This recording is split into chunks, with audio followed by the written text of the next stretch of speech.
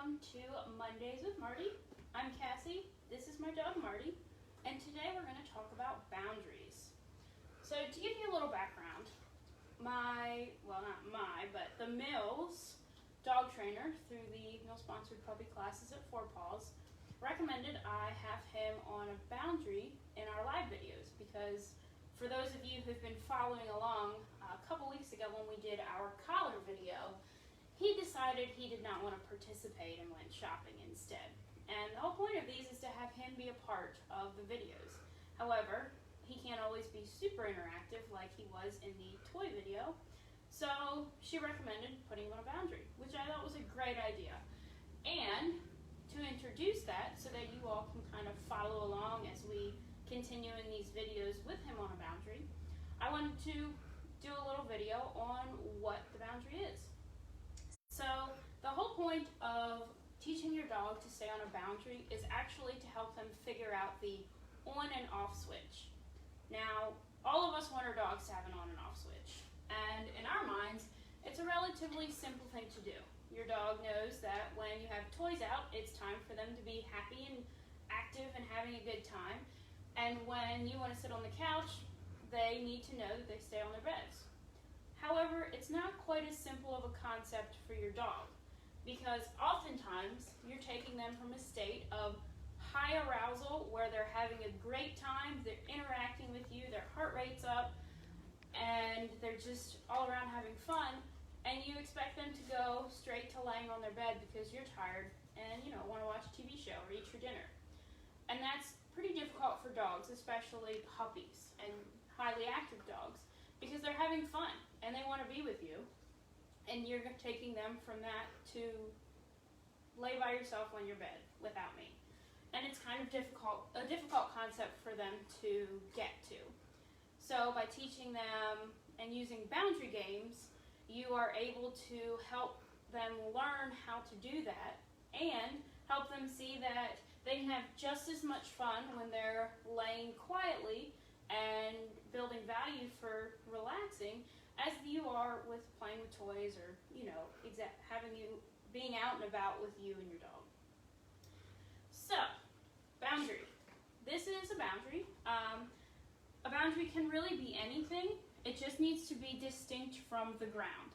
So in this case, I'm using a raised bed. And I really like using raised beds because they're light, they're comfortable, and the dogs, there is a distinct difference between the raised bed and the ground.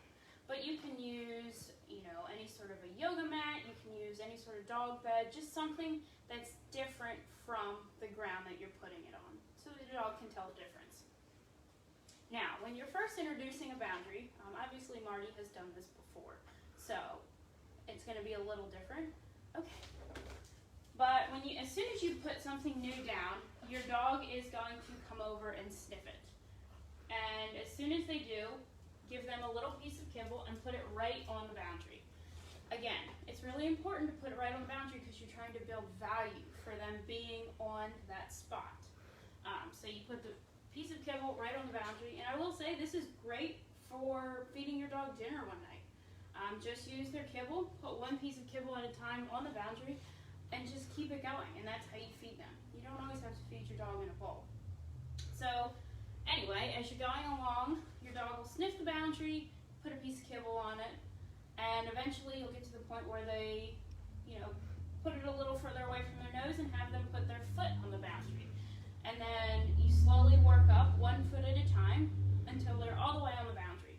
And you just keep moving it a little further down. So if Marty, come here, buddy. Okay. So in Marty's case, say he didn't know what he was doing and he just came over and looked at the boundary, I'd put a piece of kibble there, and then to get another foot up, I'd put it a little farther away until I had him all the way on the boundary. And once your dog's all the way on, just slowly keep giving them kibble. As you may have noticed through this video, I've been steadily giving Marty single pieces of kibble throughout this talk because I'm rewarding him for being on the boundary. That's the behavior you want. It's not a super active behavior, but it's still a behavior. And eventually, you can get to the point where you expect your dog to just lay down.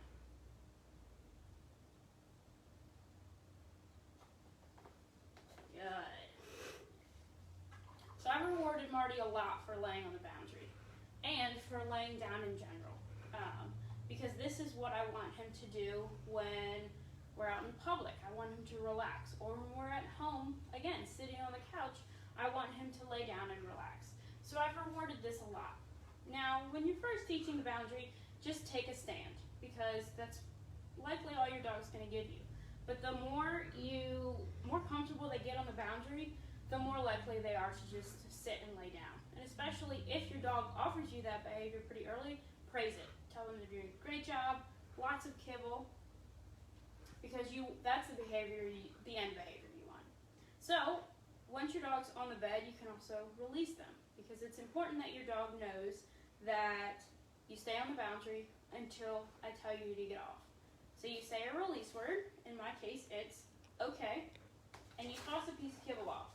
So it's letting your dog get off the boundary. And the idea is that they're going to learn that they automatically get back on the boundary when they come back to you, which Marty just presented that. We're still working on it. He's not as fast as I'd like him to, but again, it's just a process. It's practice. So you let them lay and then, okay, then release. And again, this is building value for them to come back and lay down on the boundary. Good. And there's no cue, it's shaping their behavior. So he's making the conscious decision to come back and lay down on the boundary because he knows that he's going to get a reward. And he's very calm and relaxed. And this is what you want. So continue doing this with your dog, and eventually you'll get them on there for a longer period of time. You can ask for different behaviors. You can do some impulse control games. There's all sorts of extra stuff. But this is the first step. Now, if you do want to get more involved and learn more about boundary games and how important they are from a foundational standpoint, you can sign up for our meal-sponsored puppy class with 4 Paws. Claire Ellings is the trainer, and she really shows how important it is to start with this sort of a foundational behavior in your training. If you're interested in joining those classes, we do have a link on our website under the Pets tab, or if you look up 4 Paws' website, they're also on there. Okay. The information's also on there. Thanks for tuning in. Again, if you have any questions, feel free to drop them in the comments or shoot us a message. And if there's any particular topic you'd like us to talk about in some of these live videos, feel free to let us know and we'll see about incorporating it. Thanks, guys.